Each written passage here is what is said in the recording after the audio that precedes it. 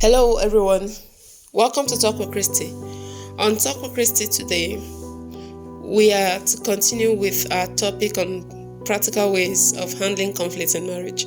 Like we said, conflict in marriage is something you can't pray away, but must go for adequate, accurate, and applicable knowledge to succeed, no matter what it is that you are facing with your own particular marriage. We want to tell us today that the only thing that destroys our relationship is lack of knowledge.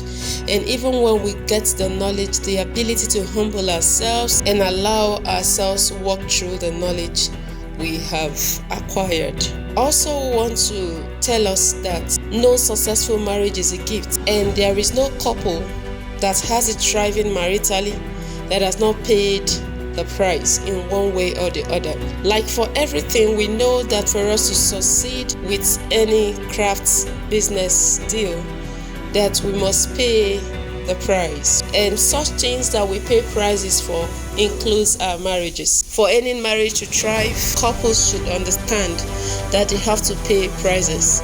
The reason why the husband and the wife in a particular marriage, or the reason why your relationship is facing so much of quarrels, fighting, and squabbles, is that there is still high level of ignorance. There is so much to be learned. The more the people in the marriage humble themselves, accept responsibilities, and decide to learn, the level of squabbles, fighting, and all those tussles would reasonably reduce. Everything that has caused conflict and crisis in your relationship will, with time, reduce as you go for knowledge, as you acquire knowledge and apply yourselves to them.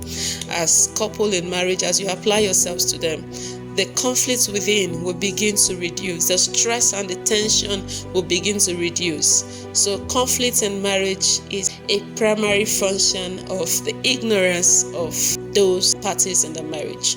So whether we choose to admit this fact or not, the more you see tension in your relationship, it only indicates that there are things you need to learn. There are things you need to know.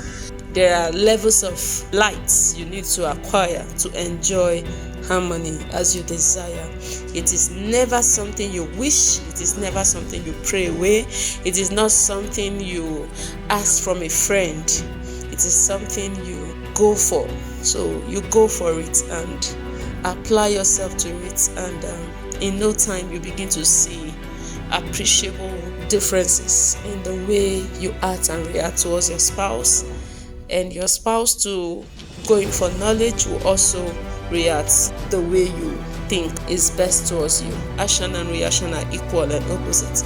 While it is true that for some marriages both parties could have so much of ignorance, for some other marriages the challenges could be coming more from one party in that marriage. We know that in some marriages one party can be so refined and the other a hillbilly with so much ignorance. For us to deal practically with those issues that results to more serious crises in homes, and they are responsible for these conflicts we're talking about, then we'll encourage our viewers to follow some of these practical steps that will help to resolve conflicts. So here today we are continuing with those practical steps that would help to resolve conflicts in marital relationships. So the very first step that is so practical and anyone can apply his or herself to is that for you to achieve an almost conflict-free relationship, the first thing you should do is learn and discipline yourself to overcome self-centeredness. This know-it-all, my will must stand, and perfect mentality has robbed many homes of its peace and harmony. So we must get rid of such thoughts, by keeping to your standpoints, knowing that many standpoints arises from our traditions, our values, our immediate family backgrounds, our long-term habits, our personal experiences. And just imagine that you are holding on to this mindset of your will must stand, your mentality, like what you want is like this, you don't shift grounds for any reason. If you keep on doing that, and these things you are holding on to primarily are from your background, from your family, immediate family background, from your personal experiences, from your tradition, your values. If you do this and your spouse also holds to his or her own, then that home will just be a little help. So most of these things are just a show of self-centeredness. They don't make any sense, because what you are holding on to is something you grew up with. If your spouse for any reason chooses to hold on to what he or she grew up with, then you will have a living hell. Okay, you'll find it very difficult attaining harmony. Harmony will be an impossible thing for your relationship to attain. So let's stop having this first place mentality and learn to give over. Most times, be sacrificial. Give the first place to your spouse. Allow your spouse to be the one saying it. Allow, say their own standpoint also. Allow your wife, your husband, okay, and choose a landing spot for two of you. Discuss how you should end your conversations, your points, your arguments. Be straightforward and be open. And when you see the other person overstressing, probably the person is coming from an emotional point of view, then you must learn to give grounds to the person, so the whole thing does not become overheated. So that's the first thing. The first thing we repeat again is learn and discipline yourself not to be self-centered. Don't always feel that you must have, ego should not come into it. You shouldn't say, I must have it the way I want it. I am one person that when I say it, that's all. You aren't dealing with your baby. That's your husband or your wife. It's a relationship. Probably you're in a courtship. You must learn to give grounds. Like, lose it sometimes and allow your spouse to have a final say. In that way, you will have harmony. And not just doing that, you have to come together and decide how to end your conflict. The second thing that we have to discuss today as a practical way of dealing with conflicts in a relationship is for either parties or both parties to deliberately look out for the interest of your spouse. If your husband or wife is saying something and it sounds hurting to you, instead of taking offense, rather feel that the person is pained and ask for how you can help your husband, him or her, get better and be relieved of such pains. That's a better way of helping to resolve conflicts, or not even allowing it at all. Now, the third thing that would help as a practical move in minimizing or resolving conflicts, rather, is that never wait on your spouse. Keep doing what you are expecting them to do. If there is something you expect your wife or your husband to do, in a bid to minimize conflicts in your relationship, or like not to have it at all, practical steps you have to take is that be the one to take up that task that you are expecting your spouse to. Like, for instance, be the one to talk politely over issues of concern. We know that from statistics and the way we see things every day, it's difficult for men. They just love avoiding issues, especially in their relationship. Men don't like talking about things. So what do we do to help them? Women talk about these things that are disturbing, whether it is finance, children, anything. Women talk about them. Women like bringing up issues. So our advice is men try to talk, try to bring up issues. Women try to do it with wisdom, so we can strike a balance. That's our advice. Women, keep doing what you're doing, but let's strike it with a balance. And the truth and the advice is for us to as a practical way of resolving conflicts, we must learn to be people of peace. We must love peace. You can't say you love peace and not pursue peace. You must do things that makes for peace in your relationship, and you must ensure them. You must make sure like you enforce them like a law. You must tell yourself, this is how I'll run my marriage for success to be recorded.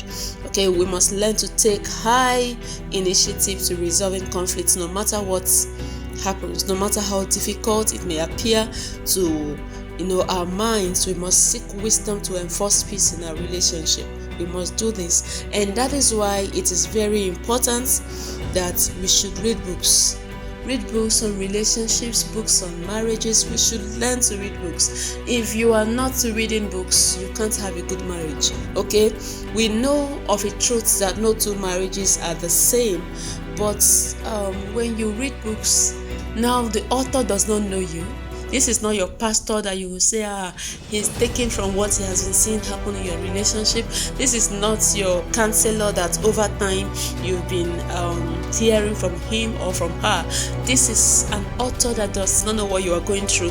The author has just been inspired to write. So when you pick the book and you get reading, you are going to find things that directly affect your relationship. The wisdom there is make them applicable to your life. The fourth thing, like we've mentioned in the second and the third illustration, is that many homes are apart because most men hate confrontation.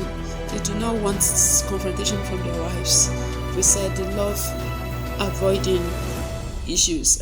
And on the other hand, many women haven't learned the approach and the manner required for harmonious and effective conflict resolution, the way that these tensions should be handled to resolve them effectively.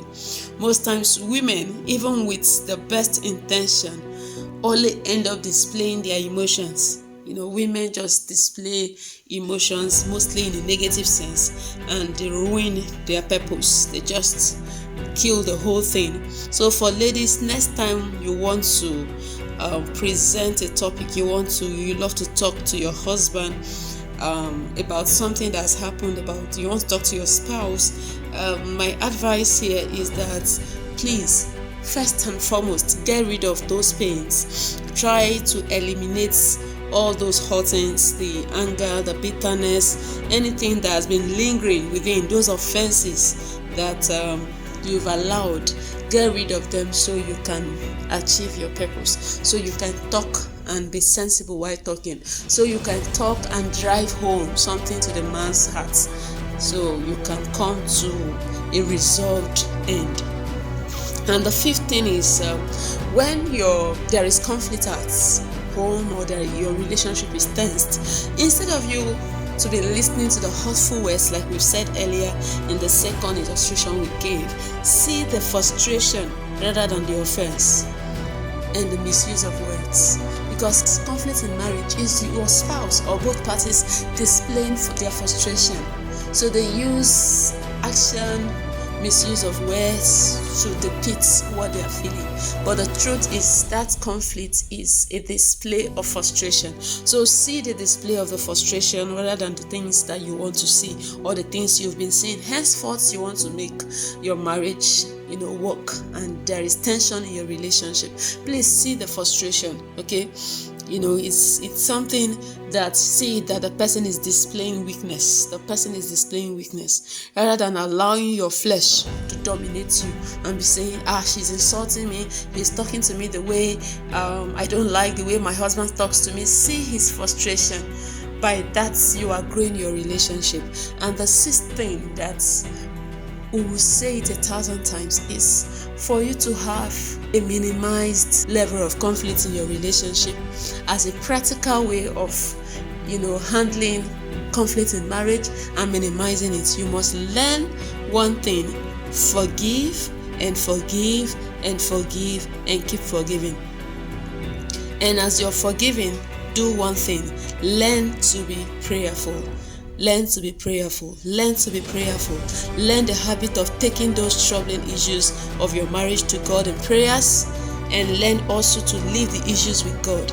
It may take time, especially when you are anxious. When you are anxious, it looks as if nothing is working. When you are doing that thing with a troubled mind, it will look as if I've been there. I know what I'm talking about. When you have an issue in your relationship and it's disturbing, and you are taking it to God and you want to do it yourself, it looks as if God is not answering because already you are very anxious. Okay, but one thing I want to assure you is that God will solve it. Thank you for watching Talk with Christie today. We urge you that you do this more often to improve your knowledge and for you to excel with your relationship Always check us on Talk with Christie and get our videos. We also ask that you like our videos, share this video and other of our videos with family and friends. Help others know what you've learned. Leave a comment in the comment box. Subscribe to our channel to help us serve you better. Tap the notification bell. We say thank you once more and remain blessed.